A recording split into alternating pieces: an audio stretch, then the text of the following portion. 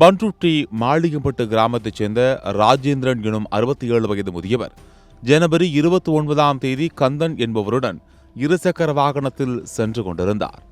அப்போது மர்ம நபர்கள் இருசக்கர வாகனத்தை வழிமறித்து ராஜேந்திரன் மீது பெட்ரோல் ஊற்றி தீ வைத்து கொளுத்தினர்.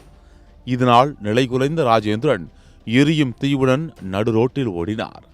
அவரை அக்கம் பக்கத்தினர் மீட்டு பன்ருட்டி அரசு மருத்துவமனைக்கு 108 ஆம்புலன்ஸ் மூலமாக அனுப்பி வைத்தனர். தற்போது மேல் சிகிச்சைக்காக கடலூர் அரசு மருத்துவமனையில் ராஜேந்திரன் அனுமதிக்கப்பட்டிருக்கிறார். இதுகுறித்து காலாம்படியூர் போலீசார் வழக்கு பதிவு செய்து விசாரணை நடத்தினர். இதில் பல திடுக்கிடும் விவரங்கள் தெரிய வந்தன.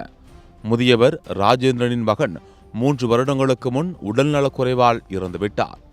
கணவனை இழந்த மருமகள் ஜெயப்பிரியா மணிகண்டன் என்பவருடன் எல்லை மீறிய உறவில் இருந்துள்ளார். இந்த விவரம் தெரிந்து ராஜேந்திரன் மருமகளை கண்டிக்க ஆத்திரத்தில் அவரை தீர்த்து கட்ட ஜெயப்பிரியா முடிவு செய்துள்ளார்.